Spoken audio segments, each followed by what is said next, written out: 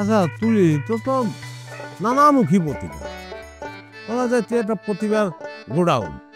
তা তুই গান গাতে পারিস? অল্প অল্প পারি। তোর কি গানও গাতে পারিস? ভালো তো। তা হারমোনিয়াম বাজায় গাতে পারিস?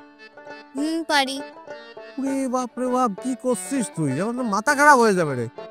হ্যাঁ, তুই আসলেই একটা গোবরে পদ্ম ফুল রে, মেলা ট্যালেন্ট। তুই কি গিটার বাজায় গাতে পারিস গান? না, যে গিটার বাজায় যে গান গাবো সে গিটার কোনটি পাবো? ও তাই তো যুক্তি আছে তো। তাই তো, গিটারই যদি না পারিস তাহলে গিটার বাজায় গান গাবি কিরকম করে? খালি গলায় তোমার একটা গান শোনাই ডাবলটি। তুই আমার গান শোনাবি? গানের দাম তো তাহলে কোটি টাকা। অবশ্যই না গেন আজকে আজ দিবি। সিনেমা দেখতিস কে?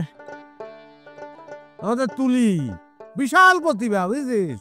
আমাদের গান শোনাবে, আমরা বসে বসে শুনবো। বয়। মাথা নষ্ট হয়েছে আমার। এই রাত্রিবেলা আমি ছোট্ট শ্রেণীর গান শুনবো? ও যদি ও যদি গান গাতেই পারে তাহলে ও ছোট না বড় তাতে কি আসে যায়? তার গান শোনা যাবে না কিসের জন্য? শোনা যাবে না কেন? ও কি সাবিনা ইয়াসমিন আর রুনা লালার মতো গান গাইতে পারবে? তা তো পারবে না।